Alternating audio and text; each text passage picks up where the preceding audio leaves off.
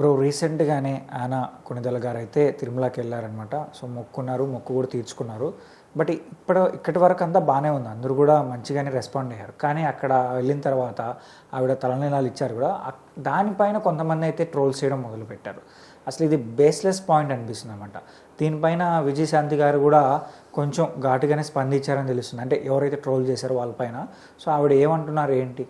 So మన lady Hitler Vijayashanti గారు ఈ విషయం పైన స్పందించడం చాలా ఆశ్చర్యంగాను ఆనందంగాను ఉందన్నమాట. ఎందుకంటే ఆవిడ మెగా ఫ్యామిలీలో ఎవరన్నా ఏమన్నంటే తొందరగా ఇది కల్పించుకుని మాట్లాడరు. బట్ ఇక్కడ ఏంటంటే ఒక సాటి స్త్రీకి ఇట్లా మాట్లాడుతున్నారు, మన ధర్మాన్ని ఇట్లా వ్యతిరేకిస్తున్నారు ట్రాల్స్ రూపంలో అని చెప్పి ఆవిడైతే రియాక్ట్ అవ్వడం జరిగింది. సో మరి విజయశాంతి గారు రియాక్ట్ అవ్వడం చాలా హ్యాపీగా ఉంది. పవన్ కళ్యాణ్ గారు ఫ్యాన్స్ కానీ అందరూ కూడా ఆవిడకి కింద కామెంట్స్లో చాలా మంచిగా తెలుపుతున్నారు అనమాట. థ్యాంక్ యూ అని చెప్పు, బాగా నిలబడ్డారని చెప్పు.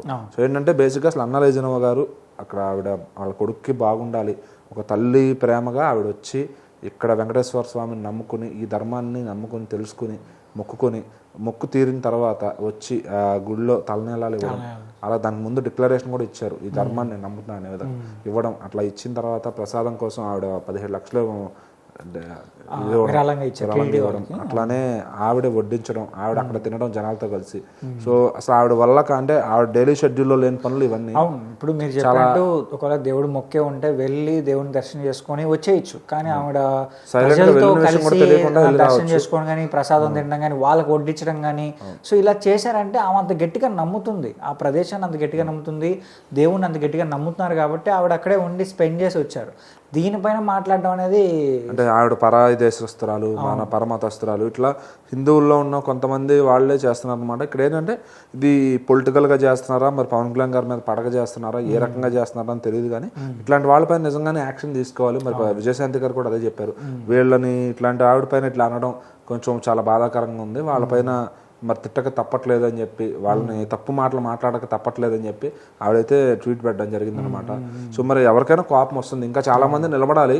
కానీ ఏంటంటే మరి ఏదో నిలబడితే మళ్ళీ పవన్ కళ్యాణ్ గారికి ఫేవర్ చేసినట్టుగా చూస్తారు అనే విధంగా కొంతమంది మాట్లాడుతున్న విషయాన్ని రాజకీయంగా బయటికి లాగి, దీనివల్ల ఏమవుతుందంటే రేపు ఎవరన్నా వెళ్ళి అక్కడికి వెళ్ళి ఇలాంటి రేపు అదే సిచ్యువేషన్ ఇంకొకరికి వస్తే అప్పుడు తెలుస్తుంది, ఆ రోజు మనం నిలబడి ఉంటే బాగుండేది కదా, మన కోసం ఈ రోజు నిలబడేవాళ్ళు అని చెప్పి. సో అసలు ఆవిడ వచ్చి అట్లా ఇప్పుడు మనమే చాలా ఆలోచిస్తాం, తలనీల అంటే గుండు చేయించుకోవాలంటే తిరుపతికి వెళ్ళి చాలా మన వాళ్ళే చాలా ఆలోచించి చేయించుకుంటారు, మళ్ళీ ఎక్కడ జుట్టు పెరుగుద్దో. అలాంటిది ఒక స్త్రీ అయ్యి ఆమెకు దగ్గర ఒక 6 months 1 year పట్టచ్చు మళ్ళీ హెయిర్ అంతా గ్రో అవ్వాలంటే, అది ఆలోచించకుండా తన కొడుకు జస్ట్ బాగున్నాడు కాబట్టి వచ్చి నమ్మకంగా చేసింది. సో ఇంకా అలాంటి ఆవిడ పైన ట్రాల్స్ చేస్తారంటే వీళ్ళు మనుషులేనా అని, కానీ మనం వాళ్ళకి ఒక పేరు అంటూ ఉండదన్నమాట.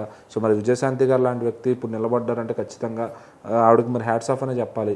సో ఖచ్చితంగా ఇంకా అలాంటి పవర్ఫుల్ లేడీస్ అందరూ వచ్చి ఇట్లాంటి ఈ విషయం పైన సనాతన ధర్మాన్ని గౌరవించే వాళ్ళందరూ కూడా వచ్చి, పవర్ఫుల్ లేడీస్ అంతా వచ్చి ఇలా సమాధానం చెప్పాలి ట్రాలర్స్కి.